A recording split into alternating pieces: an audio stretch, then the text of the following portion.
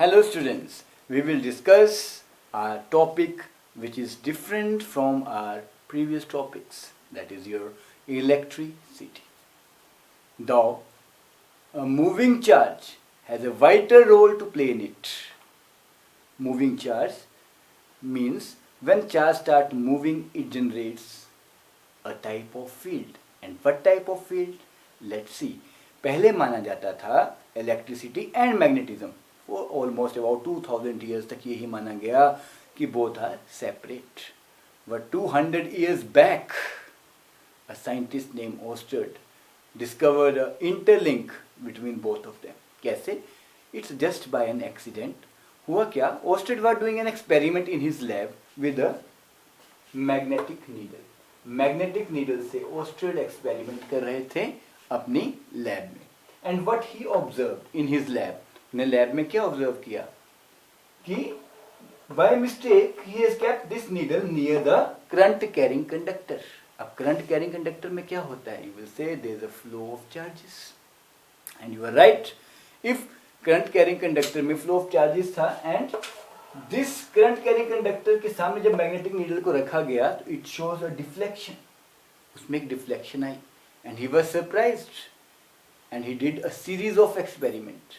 After that ousted ने क्या किया? काफ़ी सारे एक्सपेरिमेंट्स करके देखे. उसने इसकी पोलैरिटी बदल के देखी.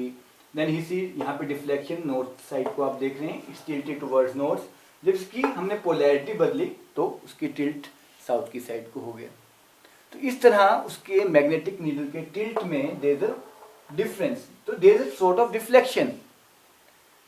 फिर उसने क्या किया? What he did in order to confirm this thing, what he did, he put the bar magnet near a magnetic needle. A same type of deflection is noted with the bar magnet also.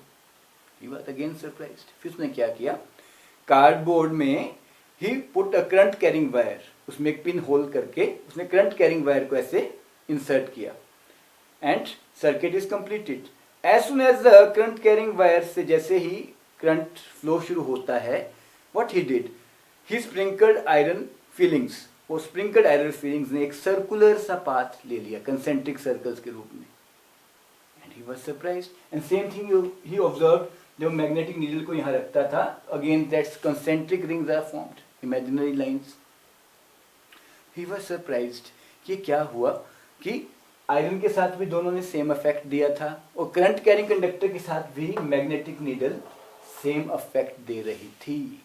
Then he concluded one of the most important inventions in the history of physics, you can say. That is your interlink of electricity and magnetism, which becomes the source of electromagnetism later on. It means, एक शब्द में अगर कहें तो moving charge is a source of magnetic field. यहाँ देखिए students, here the magnet is kept, the iron piece is there, and what happened when we brought iron piece near to it, it almost get attracted. इसका मतलब यहाँ क्या बना? यहाँ बना है एक field, and this field is none other than your magnetic field. इस field को generate कौन कर रहा है? यहाँ पे magnet. तो क्या ये same effect बार magnet जैसा है? तो आंसर था yes. इसका मतलब करंट कैरिंग कंडक्टर भी बार मैग्नेट जैसा ही इफेक्ट जनरेट कर रहा है, क्योंकि मैग्नेट नीडल इससे डिफ्लेक्ट होगी और करंट कैरिंग कंडक्टर के सामने आकर भी डिफ्लेक्ट होगी. Both ways the needle will get deflected. जैसे मास के कारण हमारा ग्रेविटेशनल फील्ड बनता था, you studied in your +1 class that mass के बीच में लगने वाली फोर्सेस, मैटर की दो ही प्रॉपर्टीज थी बेटा. We have done one mass in your +1 and entire +2 is with the charge, that is electrostatic. Now we are discussing a magnetism. तो इस मास के कारण जो फोर्स लगती थी दूसरे मास पर, that was your gravitational force.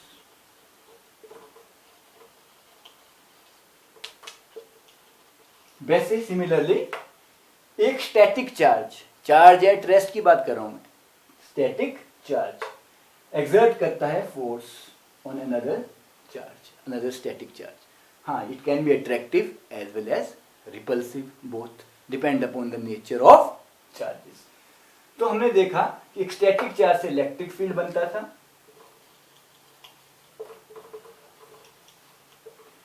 एक मास के कारण ग्रेविटेशनल फील्ड बनता था, और आपके मैग्नेट के कारण मैग्नेटिक फील्ड जनरेट होता है। देन ओस्टेड कंक्लूडेड कि मूविंग चार्ज के कारण भी वही बनता है, क्या?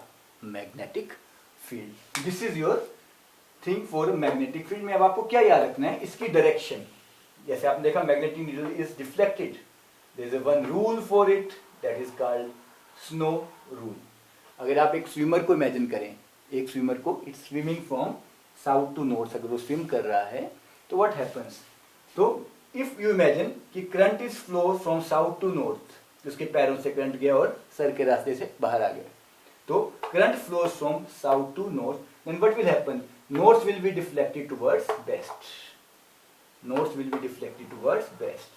Sn represent here current flow from south to north, and it will be deflected towards west. North उसका west की ओर deflect हो जाएगा. This clearly shows to Oersted कि current carrying conductor में magnetic field होता है. तो इस चैप्टर में हमने पढ़ना क्या है? इस चैप्टर में बेसिकली हमने पढ़ना है कि मूविंग चार्जेस से फील्ड बनता था। क्या मूविंग चार्जेस पे भी फील्ड का इफेक्ट होता है? क्या स्टैटिक चार्ज पे फील्ड का इफेक्ट होता है? That all we will study. जब इन चार्जेस को दोनों फील्ड के साथ रोटेट करेंगे, there is a device called cyclotron, जो हम आगे पढ़ेंगे इसी चैप्टर में। Then we will study about the deflection, torque कैसे प्रोड्यूस होती है फील्ड में, मैग्नेटिक फील्ड में, करंट कैरिंग कंडक्टर में कैसे टॉर्क लगता है, वो हम गैल्वेनोमीटर में देखेंगे। तो लेट्स स्टार्ट आवर आर्टिकल। अगर हम किसी करंट कैरिंग कंडक्टर या current carrying, if we place a charge, current को अगर हम करंट कैरिंग कंडक्टर में अगर हम आसपास कोई भी एक, मान लीजिए यहाँ पे स्टैटिक चार्ज रखते हैं, तो स्टैटिक चार्ज में यहाँ कोई भी फोर्स एक्सपीरियंस नहीं हुई थी। नाउ क्या ये चलते हुए चार्ज पे फोर्स लगाएगा मैग्नेटिक फील्ड? तो आंसर है यस, लगाएगा। ये कैसी फोर्स लगाता है चलते हुए चार्ज पे? Let's see in our next article. So just for a brief snapshot, what we have studied, electricity and magnetism को अलग माना जाता था, बट ओस्टेड ने इनका लिंक बनाया कि electricity and magnetism are not two separate things, because current carrying conductor ने मैग्नेटिक फील्ड को प्रोड्यूस किया था। So here the conclusions. Children, you have to study this very clearly and nicely, all these things. Static charge से कौन सा field बनेगा? Static charge से जब भी फील्ड बनेगा, it will be your electric field. Now will move, what is first magnetic field? क्या है मैग्नेटिक फील्ड? है क्या?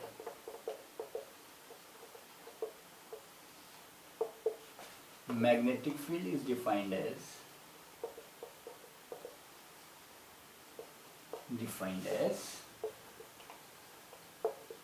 the space around a current carrying conductor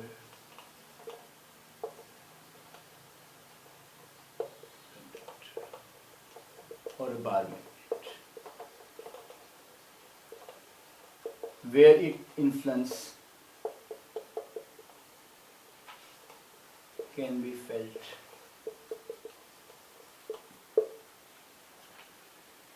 This is a simple way to define the magnetic field. Now हम बात करेंगे एक चलते हुए चार्ज पे इतने कितनी फोर्स एक्सर्ट करता है। What is the force exerted on a moving charge in a magnetic field? इसे समझना बहुत important students. A very simple way to understand it. मान लीजिए एक पॉजिटिव चार्ज यहाँ पर है, वो ऐसे चलता चलता अचानक ऐसे घूम गया, like that. It was moving like that. Let me take it once more. ऐसे चलते हुए ऐसे घूमा। Again there is another turn, again there is another turn. यहाँ पे उसने एक और टर्न लिया, यहाँ पे उसने एक और टर्न लिया, again it is like that and like that. It is almost a circular shape. तो इसका मतलब हर पॉइंट पे मूविंग चार्ज पे क्या लग रहा है? फोर्स। अब ये फोर्स क्या कर रहा है? इसको मोड़ दे रहा है। चलना उसे ऐसे चाहिए था, विद सर्टेन वेलोसिटी भी, बट हुआ ऐसा नहीं, क्योंकि अगर चार्ज चल रहा है तो उसकी वेलोसिटी है। अब स्टैटिक चार्ज के कारण बनने वाला फील्ड होता तो हम इसे इलेक्ट्रिक फील्ड बोल देते। अगर ये चार्ज नीचे की ओर गिरता तो हम इसे ग्रेविटेशनल फील्ड बोल देते। लेकिन ये चार्ज सीधा चलता हुआ अचानक से मुड़ गया, it is moving like that and it turns. इसका मतलब जब भी कोई सीधी चलती हुई चीज मुड़ रही है, इसका मतलब उस पर कोई ना कोई फोर्स लग रही है। ऐसे तो कोई चीज नहीं मुड़ेगी। If I am turning this, it means I am applying certain force. तो इसका मतलब अगर सीधी चलती हुई चीज मुड़ गई, इट मीन्स उस पर फोर्स लगी, and this force is none other than the centripetal force. अब इसका सोर्स क्या था इस फोर्स का? इस फोर्स का सोर्स क्या हो सकता है? आपका ऐसे अगर चार्ज चल रहा था, if it is accelerated by certain thing, तो वी कैन से हाँ वो इलेक्ट्रिक फील्ड लगा होगा। If it is moving down, तो मान लेते ग्रेविटेशनल फील्ड था, लेकिन ये टर्न हो गया, it means there is certain other field which is not your electric और gravitational, and that field is your magnetic field. दूसरी चीज हमारे सामने क्या आती है कि ऐसे चलते हुए जब हमने सिर्फ एक वेलोसिटी ली, हमने v1, यहाँ पे उसका एक नॉर्मल सा टर्न था, थोड़ा कर्व बड़ा था। अचानक हमने देखा जब सेकंड उसकी वेलोसिटी ज़्यादा है तो एकदम शार्प टर्न है, थर्ड टर्न बहुत ज़्यादा शार्प है। दैट शोज कि v3 is greater than v2 is greater than v1। Means अगर उस पर फोर्स लगता है तो इसका मतलब अगर उस पर टर्निंग एक्शन हो रहा है, फोर्स उसको मोड़ रही है, तो इट मीन्स कि जितनी ज़्यादा वेलोसिटी उतनी ज़्यादा force, means F3 is greater than F2 is greater than F1, respective force for these velocities। क्योंकि कोई भी चीज़ अगर चल रही है तो ऑब्वियसली उस पर कोई ना कोई फोर्स लगती है। तो इससे हमने क्या कंक्लूड किया? इससे हमने ये कंक्लूड किया कि force depend upon the amount of charge. एक तो अमाउंट ऑफ चार्ज पे फोर्स डिपेंड करती है। ज़्यादा चार्ज बॉडी के पास होगा, obviously there is more chance of application of force। दूसरा, फोर्स यहाँ किस पे डिपेंड करती है? On the velocity. Here we take ऐसे कंपोनेंट लेंगे जहाँ पे उसकी वैल्यू जो है परपेंडिकुलर रहेगी मैग्नेटिक फील्ड के, and that component is your sine theta component of velocity. अगर फोर्स यहाँ लग रही है और ये अगर आपकी वेलोसिटी का कंपोनेंट है, this is your velocity component like that. It has two components, students. One is your sine component which gives the turning action that is perpendicular to the field, and one is your cos component। और moving charge से क्या generate होता है? Field. अब आप बोलोगे field, yes, क्योंकि अगर ये नॉर्मल फील्ड होता, जैसे ही आपने क्या मैग्नेटिक फील्ड में चीज घूमती है ऐसे, लेकिन मैं बोल रहा हूँ अगर मैंने स्ट्रॉन्ग मैग्नेट्स लगा दिए यहाँ पे, तो वो फील्ड ऐसे सर्कुलर शेप ले लेगा। वो यहाँ से आपका चार्ज गया है, फील्ड में एंटर हुआ, they are strong magnets, strong magnet थे। अब यहां से चार्ज आ रहा है और एकदम से अगर उसने पूरा से सर्कुलर पाथ ले लिया, it start moving in a circular path, it mean field बहुत स्ट्रॉन्ग था। इससे क्या पता चला? Stronger the field means field also depend upon force. किस पे डिपेंड करेगी? चार्ज पे, sign component of velocity and magnetic field. ज्यादा स्ट्रॉन्ग फील्ड, ज्यादा फोर्स। तो इन तीनों को पढ़ के हमारे पास क्या कंक्लूजन आता है कि force on a charge particle in a magnetic field किन किन चीजों पे डिपेंड करता है? स्टूडेंट्स, सबसे पहले विल सी चार्ज पे। ठीक, हमने पढ़ा भी चार्ज पे डिपेंड करता है वो। सेकंड हमने पढ़ा वो किस पे डिपेंड करता है? Sign component. तीसरा हमने पढ़ा it depends upon your field. And by combining these we get F equal to proportional to, if you want to know, to remove Q V sin theta B, or you can simply write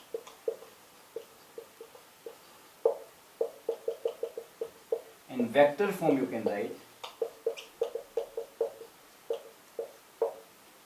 this is called your Lorentz force भी बोलते हैं इसे। This is your force for this thing। So you can see, तो यहाँ पे हमारे क्या क्या कंपोनेंट्स थे? अगेन स्टूडेंट्स, ये आपस में तीनों कंपोनेंट क्या रहते हैं? एक दूसरे के परपेंडिकुलर रहते हैं। एक्स वाई जेड आप किसी को भी मान सकते हो, hardly matters. If you say Y X Z whatsoever you want to take, hardly matters. Now here you V component, this is your V cos theta along the field, this is your V sin theta and this is your force. ये सारे आपस में perpendicular रहते हैं। ये angle theta है, theta is angle between B and B. Here theta is angle between velocity and magnetic field. तो यहाँ थीटा जो एंगल है वो मैग्नेटिक फील्ड और वेलोसिटी के बीच में है। This is your current carrying conductor पे कितनी फोर्स लगती है. Now we move further. We know F equal to QBV sin theta. From here, but it will be magnetic field. It will be F upon QB sin theta. अगर Q1 है, B1 है, ठीक है. What will be sin theta when it will be 1? When it is theta is perpendicular. That is B and B के बीच में 90 degree का जब एंगल बनेगा, that is theta equal to 90. तो sin 90 have the value 1 and sin 0 have value 0. So at this point इससे क्या show होता है कि angle between B and B अगर 90 डिग्री हो, it means velocity of particle is perpendicular to the magnetic field. तो force क्या होगी? मैक्सिमम होगी. क्या होगी? Force maximum. In other on the other hand, if charge is at rest, अगर charge rest पे हुआ तब भी कोई भी फोर्स एक्सपीरियंस नहीं होगी. या थीटा 180 डिग्री हुआ, it means charge is parallel to that, तो पैरेलल एंटी पैरेलल होगा तब भी फोर्स नहीं लगेगी. तो व्हाट वी कंक्लूडेड कि and if it is 270 degree the answer will be minus. So we concluded students कि अगर Q1 है, velocity Q is 1 coulomb, velocity is 1 meter पर सेकेंड, theta is 90, it means magnetic field is directly proportional to force. यानी maximum force वो experience करेगा. कब? जब थीटा उनके बीच में 90 डिग्री होगा. And direction of magnetic field, force की डायरेक्शन देता है right hand screw rule, but magnetic field की डायरेक्शन देता है Fleming left hand rule. This is your force, your thumb is a force, this is your magnetic field B, and this is your current. You have to remember while finding the direction of these components. And our next topic which we are going to deal is Biot-Savart's law. Till then, revise it thoroughly. Bye students.